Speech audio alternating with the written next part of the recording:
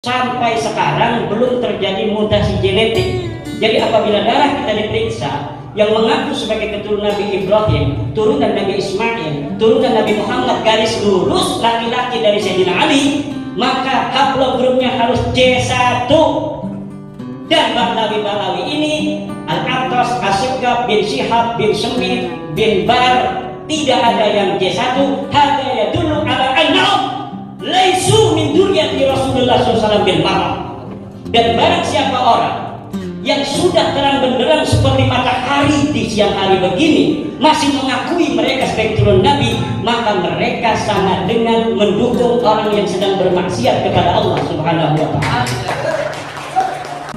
Menurut telepon saya, ini puasa akan berakhir hari Selasa dan lebarannya hari Rabu. Tapi orang Jogja itu telepon ke Allah, katanya lebarannya kemarin hari Jumat.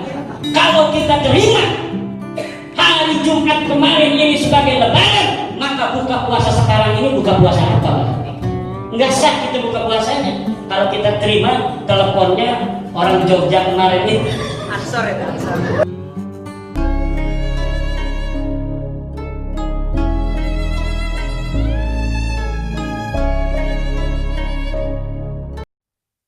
Assalamualaikum warahmatullahi wabarakatuh.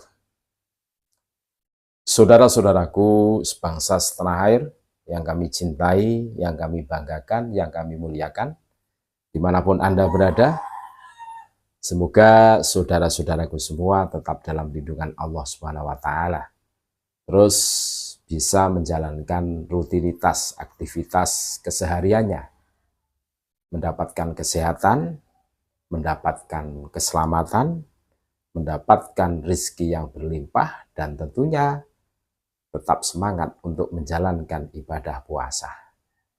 Berikut ini kami sajikan cuplikan video bersama Kiai Haji Imaduddin Usman Al-Bantani, dan ini yang terbaru. Ini luar biasa, kita bisa mengambil ilmu dari apa yang disampaikan oleh Kiai Haji Imaduddin Usman Al-Bantani dari ceramahnya. Ini menarik untuk kita simak bersama-sama sembari bersanteria. Ya, enak loh. Tapi yang puasa jangan ngopi. Nanti ngopinya kalau habis maghrib kan gitu. Tidak usah berlama-lama, langsung saja kita dengarkan cuplikan video bersama Kiai Haji Imaduddin Usman Al-Bantani pada saat mengisi ceramah. Menarik. Assalamualaikum warahmatullahi wabarakatuh.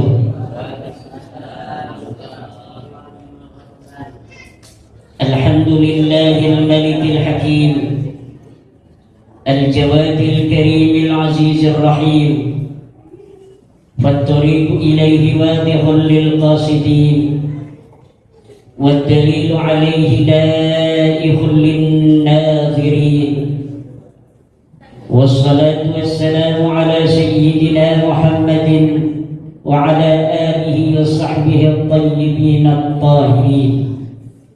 يا حي يا قيوم يا حنان يا منان يا ديان يا سلطان يا ذا الجلال والإكرام. أما بعد فيا أصحاب الفضائل فيا أصحاب الفضائل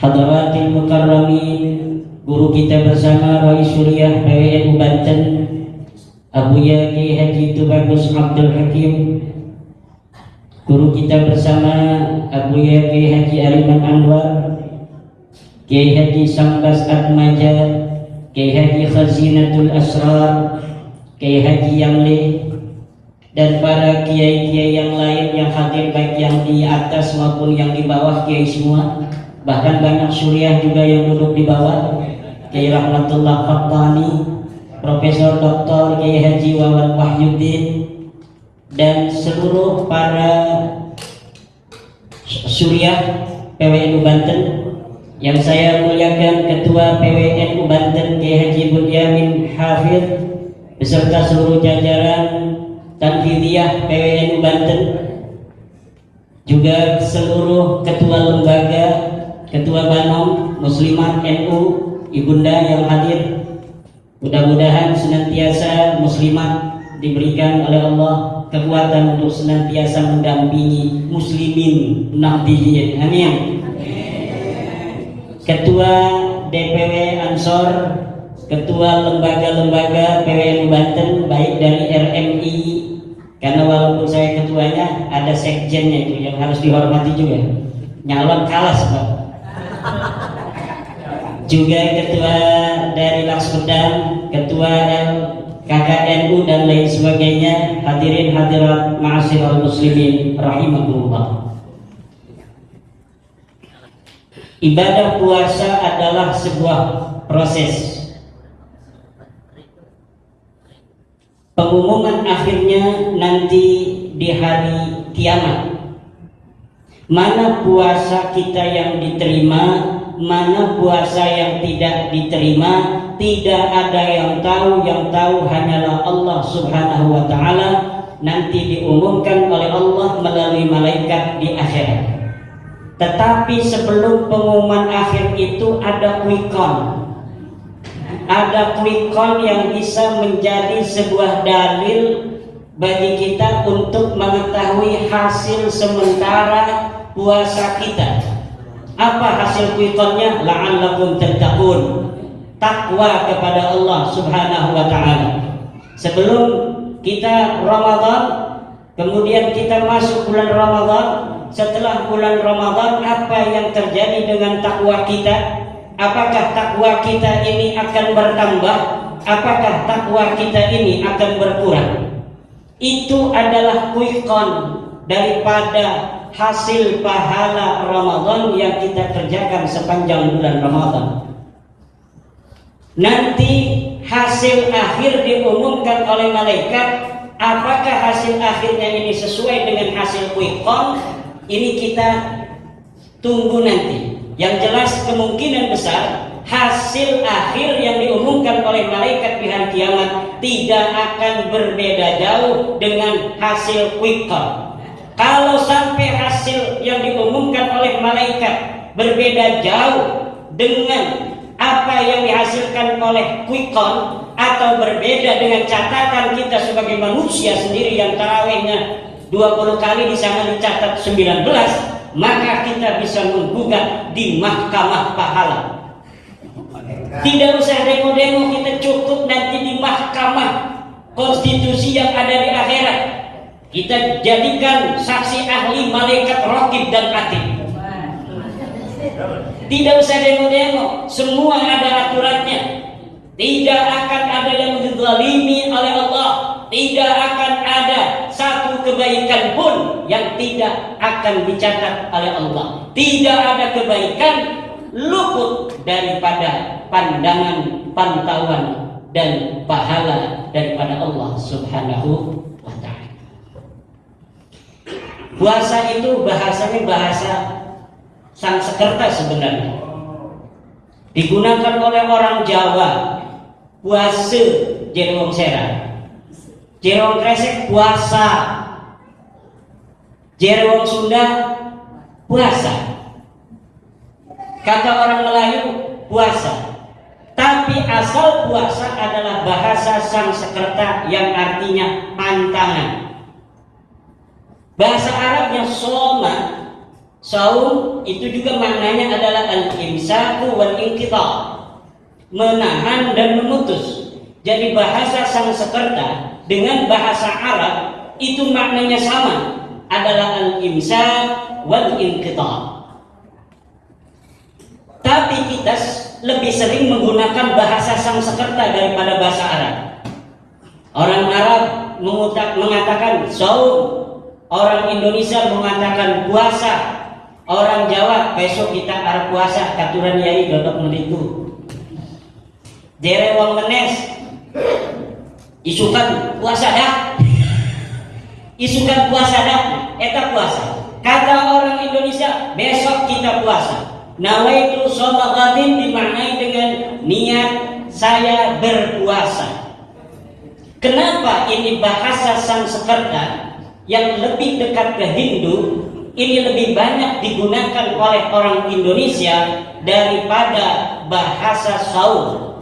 Seperti juga sembahyang itu lebih sering digunakan oleh orang Nusantara dibanding dengan kata salat. Hanya di Banten yang saya tahu, kata salat itu lebih akrab daripada kata sembahyang.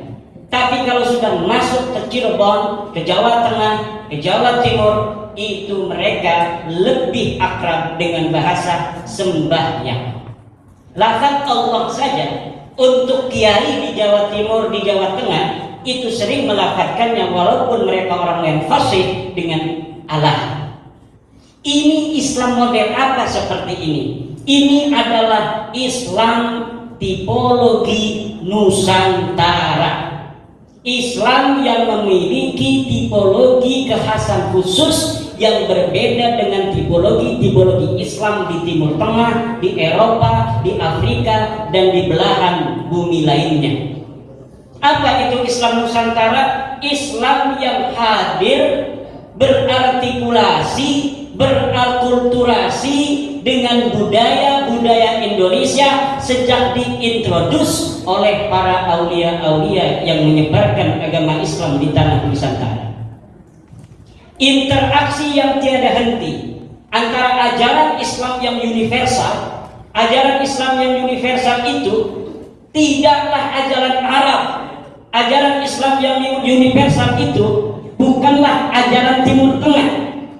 Ajaran Islam universal adalah ajaran Islam ilahiyah samawiyah yang datang dari Allah Subhanahu wa ta'ala. Cuma kebetulan Nabi Muhammad adalah orang Arab. Jadi ketika Allah Subhanahu wa ta'ala perintahkan sholat misalnya, maka ada hubungan relasi ekosistem antara perintah sholat itu dengan lingkungan sekitarnya yang menggunakan tradisi-tradisi dan peradaban Arab. Maka ketika diperintahkan sholat dan sholat itu haruslah menutup aurat, maka orang Arab yang biasa pakai sorban, orang Arab yang biasa pakai jubah, sholatnya pakai jubah dan pakai sorban. Intinya menutup aurat. Ketika Islam dibawa ke Cina, orang Cina laki-lakinya menggunakan baju tan, maka orang Cina sholatnya menggunakan baju tan. Ketika Islam bergeser ke India, orang India menggunakan baju sherwani, maka orang India ketika sholat menggunakan baju sherwani. Ketika bergeser ke Indonesia, Indonesia menggunakan sarung, kepalanya pakai peci, maka ibadah sholat dilaksanakan dengan sarung dan peci. Islam universalnya sama, sholat 5 waktu, syarat-syaratnya harus menutup aurat. Tetapi perbedaan geografi, klimatologi mempengaruhi tipologi khusus bagi daerah-daerah yang dimasuki Islam sehingga membentuk sebuah tipologi Islam yang di Indonesia menjadi Islam Nusantara. Jadi apa yang kita baca dari hadis-hadis yang ada di Bukhari, yang ada di Muslim, yang ada di Turmudi, yang ada di Abu Daud, yang ada di Nasai, yang ada di Ibnu Majah, itu di dalamnya ada ajaran-ajaran Islam yang universal. Di dalamnya pula ada ajaran-ajaran Islam yang telah berkelindan, yang telah berakulturasi dengan budaya-budaya Arab. Maka menurut Nahdlatul Ulama, ini kita para ulama harus mampu memilah mana sebenarnya itu ajaran Islam yang universal dan mana itu yang sebenarnya hanya merupakan hubungan timbal balik yang tiada henti antara ajaran Islam yang universal dari Allah dengan budaya-budaya setempat, dalam hal ini budaya Arab.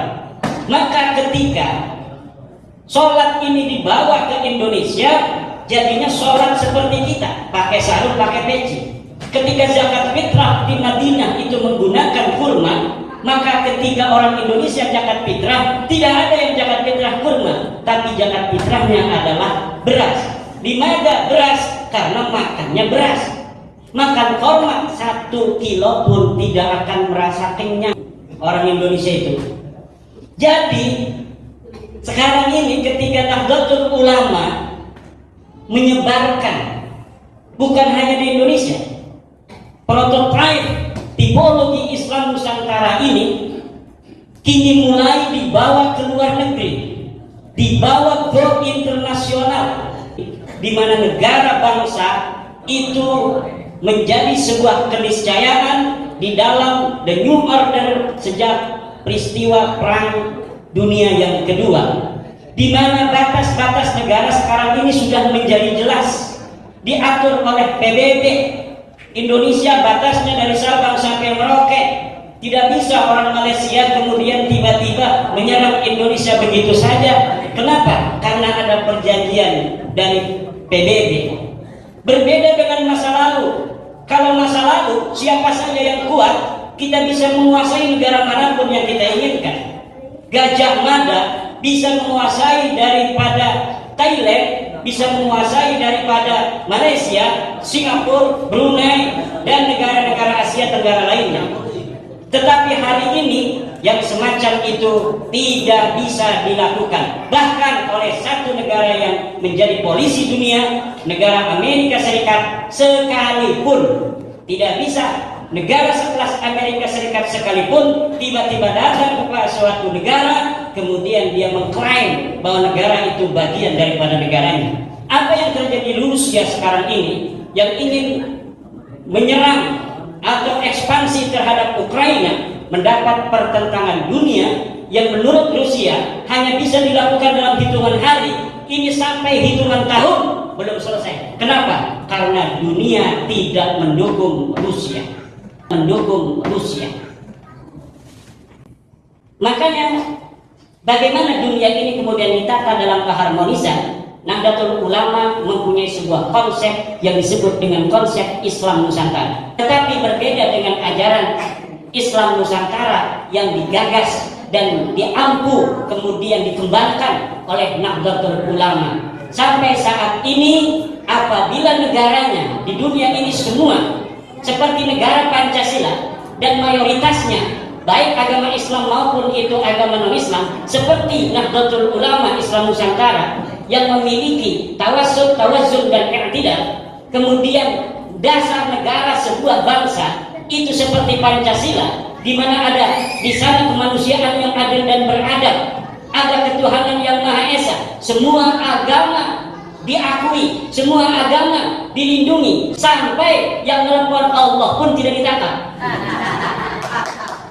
Ini Indonesia Pak, luar biasa. Ada yang nelpon Allah, saya yakin teleponnya salah sambung.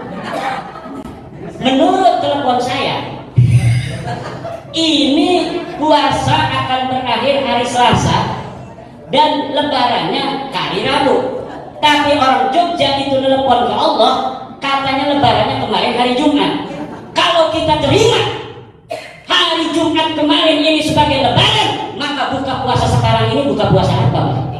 Enggak sah kita buka puasanya. Kalau kita terima teleponnya orang Jogja kemarin ini, Ansor itu Ansor. kita mau hajar itu orang, ternyata dulunya anggota Ansor. Jadi nggak jadi kita ngajar itu Abah Benu itu.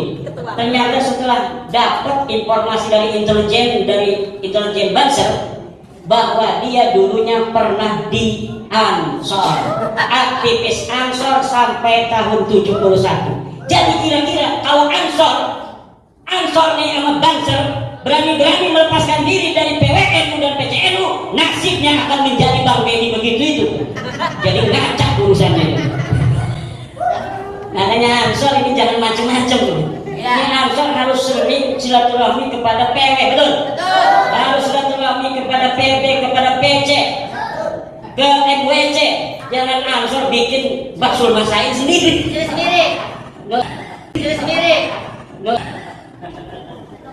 Inilah Islam Nusantara yang akan kita jual. Kita jual kepada dunia untuk apa? Menjaga keharmonisan dunia. Karena salah satu daripada amanah Undang-Undang Dasar kita adalah ikut serta di dalam menjaga ketertiban dunia. Ikut serta dalam menjaga ketertiban dunia. Dan NU sebagai elemen terpenting dari bangsa Indonesia, di mana 53% umat Islam yang ada di Indonesia mengaku dirinya sebagai umat Islam yang berafiliasi terhadap Nahdlatul Ulama. Maka apabila Nahdlatul Ulama bersikap tentang bahan keagamaan tertentu, ini akan signifikan efeknya bagi kebangsaan dan kenegaraan di Indonesia ini. Makanya menurut Ibnu Khaldun dalam kitab Al-Muqaddimah, demikian juga Asy-Syaikh Ristani di dalam kitab Al-Milal wan Nihal, demikian pula Clifford Geertz di dalam bukunya Islam Observer mengatakan bahwa perbedaan geografi dan perbedaan klimatologi mempengaruhi watak manusia yang hidup di atasnya. Dari situ pula didapati bahwa Islam yang universal ini seperti air yang apabila dibawa ke cangkir akan seperti cangkir, dibawa ke gelas akan seperti gelas, di mana tipologi gelas tidak bisa air ini dipaksakan airnya menjadi baku, airnya seperti air cangkir dimasukkan ke gelas, pecah gelasnya bos. Ini pula yang terjadi di Arab. Ini pula yang terjadi di Arab. Arab itu juga berbeda-beda. Arab di Timur Tengah beda dengan Arab di Maroko. Arab di Timur Tengah beda dengan Arab di sebelah laut, yaitu di Yaman.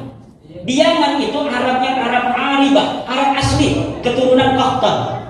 Kalau di Timur Tengah yang di Saudi, di Hijaz, itu Arabnya adalah Arab Musta'ribah, keturunan Ismail. Arab Qahtan yang ada di Yaman seperti ini, di sini ada Al-Katiri. Mana Pak Haji Al-Katiri? Ini orang Arab asli. Ini kalau di tes DNA hasilnya J1 ini.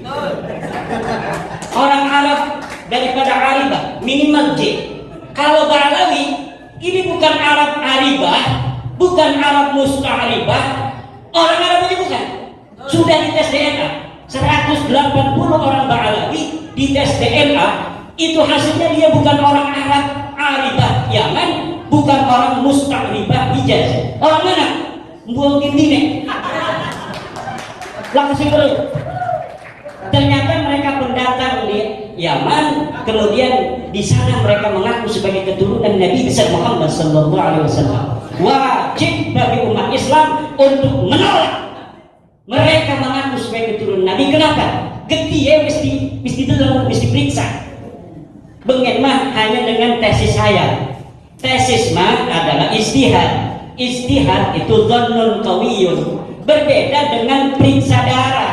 Kalau periksa darah seperti sekarang ini sudah 180 orang Ba'alawi, kabin wis tes DNA, hasilnya semuanya tidak ada yang keturunan Arab. Mereka hasilnya keturunan Kaukasus yang ada di pinggiran Iran, Turki, dan Turkmenistan. Disitulah mereka ada. Musik pada kuatinan dengan tes DNA lebih takut daripada kepada Allah Subhanahu wa Ta'ala. Mudah-mudahan dengan aja betul-betul baik.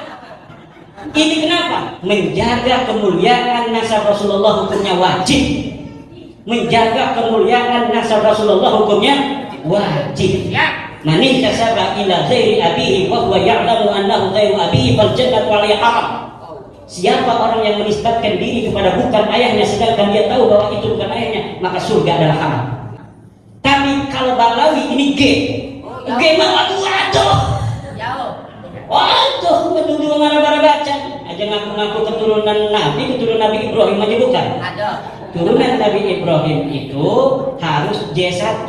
Dari zaman Nabi Ibrahim sampai sekarang belum terjadi mutasi genetik. Jadi apabila darah kita diperiksa yang mengaku sebagai keturunan Nabi Ibrahim, turunan Nabi Ismail, turunan Nabi Muhammad garis lurus laki-laki dari Sayyidina Ali, maka haplogrupnya harus J1. Dan Ba'alawi ini Al-Attas, Asyqab bin Syihab bin Semit bin Bar, tidak ada yang J1. Hada yadullu ala laisu min dzurriyyati Rasulullah SAW bil maram.